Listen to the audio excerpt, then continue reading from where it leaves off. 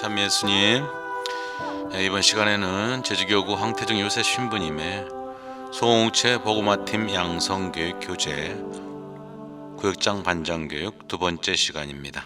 오늘의 주제는 교회가 성숙해가는 5단계에 대해서 공부해 보겠습니다. 시작해도 바치겠습니다. 성부와 성자와 성령의 이름으로 아멘. 사랑으로 오시는 예수님, 저희 구역장 반장들이 소홍채에 대해서 같이 공부하고 나누려고 합니다. 주님께서 같이 하여 주시고 저희들에게 주님의 말씀을 깨달을 수 있는 지혜와 용기를 허락하소서. 아멘.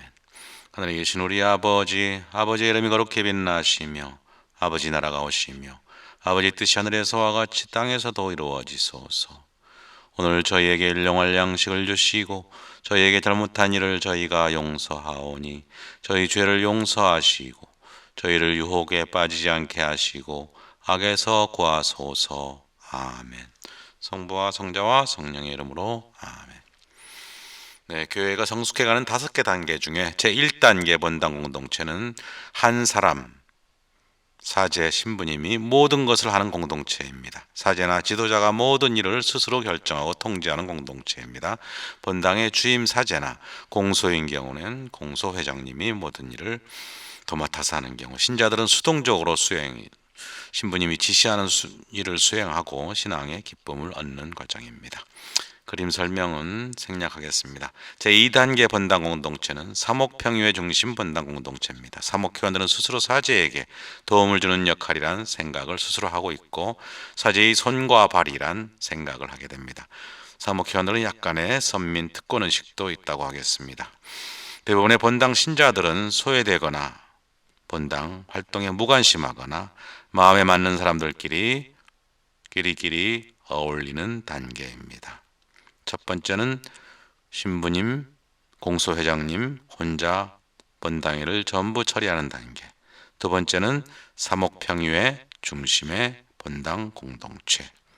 신부님과 사목평유의 중심으로 본당을 운영해 나가는 공동체라고 하겠습니다.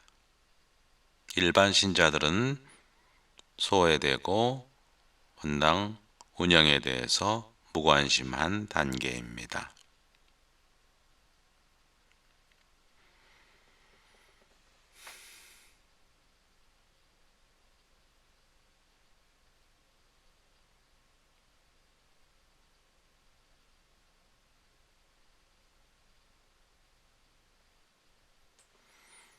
세 번째 본당 공동체 단계는 서서히 깨어나는 본당입니다. 신자들은 본당 일을 무조건 받아들이는 단계가 아니라 질문을 하기 시작합니다. 신자들이 본당 생활을 배우고 참여해 나가기 시작하는 단계입니다. 본당의 지도자들의 권위가 예전 같지 않으면서 혼란을 겪기도 합니다만 다음 단계로 넘어가는 중간 과도기 단계입니다. 혼란이 잘 조정되어야 합니다. 상대방의 말에 주의 깊게 경청하고 자신의 의견을 끝까지 고집하지 않습니다. 주님의 뜻을 찾는 데 공동체가 공동식별을 잘 해나가야 되는 단계입니다. 교회란 무엇인가? 교회가 어떤 모습을 지녀야 하면서 어떻게 움직여야 하는가? 활발한 논의가 되는 단계입니다. 깨어나는 본당 공동체. 네, 그림 보겠습니다. 네, 깨어나는 본당. 교회란 무엇인가? 교회의 역할은 무엇인가? 왜 본당 일에 협의하지 않나요? 네, 질문을 하고 본격적으로 신자들이 본당 일에 참여를 합니다. 주님은 누구인가? 서로 토론을 합니다. 교회의 소명은 무엇인가? 질문과 토론과 참여, 경청이 필요합니다. 상대방 말을 끝까지 들어주는 경청이 필요하고 일시적인 혼란이 일어날 수도 있기 때문에 서로 화합하여서 주님의 뜻을 찾아가는 지혜가 필요하다고 하겠습니다. 3단계 본당 공동체의 모습.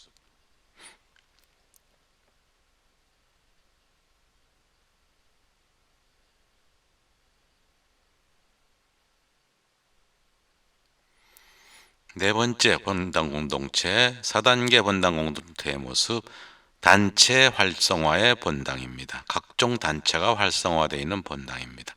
더 많은 사람들이 신자들이 본당의 소임을 맡게 되고 본당에 많은 단체들이 생겨나면서 사제나 지도자는 단체를 조직하는 사람으로 인식됩니다. 사제는 성사를 주재하고 집전하고 단체를 조직하는 사람으로 인식이 됩니다. 아직은 사목회나 신심단체 각종 단체로부터 소외되는 신자들도 있습니다. 단체들은 자발적으로 신자들이 삼삼오오 모여서 자발적으로 생겨나게 됩니다. 단체 활성화 본당입니다. 사목회, 신심단체, 각종 단체가 자발적으로 생겨나는 단계입니다. 일부 신자들은 소외되겠습니다. 그림 설명 생략하겠습니다. 마지막 5번째 5단계 본당 공동체입니다. 최종적으로 소공체 중심의 연합인 본당입니다. 소공동체의 연합인 본당. 5단계 본당의 특징만 깊이 이해하고 인식하고 그 방향으로 나아가면 됩니다. 이 단계의 기본 공동체는 소공체입니다. 즉 구역반입니다. 모든 신자들이 지역 공동체에 속합니다. 신자들은 누구나 세례를 통해서 성령으로부터 받은 선물과 능력으로 믿음의 공동체를 건설해야 할 의무가 있습니다. 주님께 받은 달란트를 활용할 의무가 있습니다. 사제에 의해 생해지는 성사들은 소공체 생활의 중심이 됩니다. 칠성사는 주일날 본당에 모여서 거행되는 미사에서 모든 공동체는 일치를 이룹니다. 미사 후에 성체 성사의 은혜와 은총으로 소공체로 파견되어서 복음 실천의 삶을 살아가게 됩니다. 사목평유의 임원은 각 소공체에서 선출이 되고 소공체의 지원 아래에 사목적 활동을 실행하게 됩니다. 소공체 구성원들은 주기적으로 매주 한 달에 한두 번 복음 나누기를 통해서 말씀의 영감과 말씀에서 힘을 얻어서 성령의 이끄심으로 우리 구역반에 주어지는 하나님의 뜻을 식별하고 하나님의 뜻을 찾아가면서 구역반원들끼리 함께 활동을 합니다. 소외되는 분들이 없습니다. 본당 공동체의 사목적 활동은 본당을 넘어서 지역사회와 함께 하는 공동체 건설을 위해 노력하게 됩니다. 지역에 외롭고 고통받는 이들을 위해서 기도해주고 물질적으로 지원해주고 관심을 가집니다. 예비자, 신혼교우, 예비자 입교나 신혼교우 회도 활동도 같이 병행을 활발하게 합니다. 교회 연장 31장의 평신도의 본질과 사명이 구현되는 공동체입니다. 모든 신자가 사목활동에 참여합니다. 평신도, 수도자, 사제가 모두 하느님 나라의 본연의 역할을 깨닫고 받아들여서 연합적으로 완성해 나가는 단계입니다. 이 5번째 단계인 소공체 연합인 본당이 아시아 주교회의가 추구하는 교회의 새로운 존재 양식이며 이를 건설하기 위해 신자들 모두는 노력해 나가야 하겠습니다. 그림 보겠습니다. 각종 단체가 활성화되면 단체가 아니고 구역반이 활성화되면서 말씀 나누기를 통해 가지고 영적으로 성장하고 신자들뿐만이 아니고 지역 공동체에 복음을 실천할 수 있는 단계입니다. 가장 성숙된 단계 소공동체 중심의 본당 공동체입니다. 활사소표 방향이 소공체 구역반이 확대되어 나가는 과정을 나타낸 것입니다. 구역반에 소속된 누구나 조그마한 역할이라도 주어지는 게 바람직합니다. 소공동체 연합인 본당이 최종 5단계의 본당 공동체 중에 제일 성숙되고 발전된 단계라 보겠습니다. 잠시 각자 생각을 해봅니다. 우리 본당은 현재 어떤 모습일까요? 한 사람이 모든 것을 하는 본당, 사목평이의 중심의 본당, 서서히 신자들이 깨어나는 본당, 단체가 활성화되어 있는 본당, 소공동체 중심의 본당. 잠시 생각해 보십시오. 공동체 연합의 본당이 되기 위해서 누구에게 어떤 변화가 필요하겠습니까?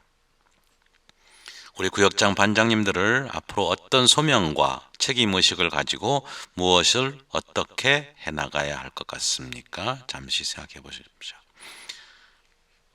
마지막으로 평신도 교령과 2차 바티칸 공회의 정신을 한국평협회장님이 가톨릭 신문에 기고한 글을 같이 묵상해 보겠습니다. 초대교회 역사를 보면 평신도의 적극적 봉사적 활동이 두드러지게 나타납니다. 초대교회는 평신도들이 적극적으로 봉사활동을 했습니다. 사실 초대교회는 신자의 자발적 활동을 통해서 신앙과 전례와 살아있는 공동체를 이룰 수 있었습니다. 그러나 중세교회 이후 가톨릭 교회는 성직자, 수도자, 평신도의 일치된 생활공동체라기보다는 제도적 교회로 변화되어서 지나치게 교계제도가 강조되었다는 것을 부인할 수가 없습니다. 1965년 제2차 바티칸 공회가 끝나면서 교회의 본질에 대한 새로운 회심과 더불어 평신도의 지위와 역할의 중요성이 재강조되기 시작합니다. 그래서 어떤 교회 사가는 제2차 바티칸 공회는 평신도 공회라고까지 말하는 분도 있습니다. 분명히 제2차 바티칸 공회는 교회의 본질에 대한 새로운 질문을 제기하게 됩니다. 초대교회의 교회상을 회복하는 계기를 마련했습니다. 이것은 결국 계급적 교회에 대한 재평가를 의미하며 하나님 백성으로서의 교회의 재정립을 의미한다고 볼 수가 있습니다. 교회 헌장 31항에 의하면 평신도는 성체로서 그리스도와 한 몸이 되고 하나님 백성 중에 들며 그리스도의 사제직, 예언직, 왕직에 참여하여 교회와 세계 안에서 각기 분수대로 그들의 사명을 수행한다고 표현되어 있습니다. 더군다나 교회 헌장 32항에는 주님도 하나요, 믿음도 하나요, 세례도 하나이기 때문에 하나님 백성은 동일성을 띠고 있다고 기술되어 있습니다. 이것은 교회 안에 여러 가지 직책이 있지만 그 사명은 오직 하나라는 것을 말하는 것이며 평신도도 그들의 은총과 봉사에 따라 구원 사업에 참여하기 때문에 교회의 사명은 성직자가 독점할 수 없다. 독점해서도 안 되고 독점할 수도 없다. 교회 헌장 30항에서 주장하고 나와 있습니다. 분명히 평신도 사도직은 그리스도가 주신 것으로 성직자가 준 것이 아닙니다. 그럼에도 불구하고 제2차 바티칸 공회가 끝난 지 20년이 지난 오늘날에도 20년이 아니죠. 65년이니까 40년, 50년 가까이 됩니다. 교회 안에서 평신도의 위치와 역할에 대해서 정확한 이해가 결례되어 있는 것 같아서 안타깝게 짝이 없습니다. 이 시점에서 평신도 사도직의 진정한 의미와 교회적 근거, 평신도 사도직의 고유한 성격, 앞으로 평신도 사도직의 진로에 대해서 조용히 묵상한다는 것은 큰 의미가 있습니다. 사실 하나님은 평신도를 통해서 당신 왕국을 확장코자 하십니다. 교회 헌장 36항. 이같이 너희 빛을 사람들 앞에 비추어 사람들로 하여금 너희 착한 행실을 보고 하늘에 계신 너의 아버지 하느님께 영광을 돌리게 하여라. 마태복음 5장 16절의 말씀입니다. 평신도는 세계 안에서 실생활을 통하여 그리스도의 증인이 되어야 하는 것입니다. 교회 현장은 평신도는 세상에 살고 세속적인 일에 종사하며 세상 속에서 교회를 현존케 하여 세계를 복음화할 책임이 있다고 강조하고 있습니다. 평신도는 현세 질서의 복음화를 위한 고유한 책임이 있기 때문에 현세 질서에 무관심할 수 없다는 것을 강조하고 있습니다. 여기서 현세 질서란 것은 정치, 경제, 사회, 문화 등 모두 포함한다는 겁니다. 현세 질서를 복음화하기 위해서는 먼저 이 세상의 암흑과 악행과 대적하여서 싸워야 하고 제도와 체제의 개선과 개혁을 위하여 투신해야 한다고 헌장 35장은 말해줍니다. 올바른 정치 질서가 확립되도록 하고 공동선을 추구해야 하고 평신도의 고유한 사명을 수행하는 데 있어서 가장 중요한 것은 성직자, 수도자와의 협력입니다. 특히 성직자는 평신도의 활동에 각별한 관심을 갖고 평신도의 활동을 지원하고 격려해야 합니다. 교회 헌장 37항에 평신도는 스스로의 의견을 솔직하고 대담하게 밝힐 권리와 의무가 있습니다. 담대하게 자기의 의견을 솔직하게 밝혀라. 성직자에 대해서 존경과 사랑을 하면서도 맹목적인 순종이 아니라 정의롭고 자유롭게 대화를 나누면서 서로 일치하여 평신도 고유의 사명을 다해야 합니다. 교회 창립 200년을 지나고 3세기에 접어든 한국교회는 평신도의 활동 여하에 교회 발전이 좌우될 단계까지 와 있다 하겠습니다. 하나님 백성으로서의 교회의 일치를 위해서는 성직자의 권위주의로 변질되어서는 안 되고 평신도의 봉사도 자발적이고 적극적이어야 합니다. 한국평신도 사도직 협의회 회장 한용희 님의 기고한 내용입니다. 가톨릭 신문에 마침 기도 마치겠습니다. 성부와 성자와 성령의 이름으로 아멘.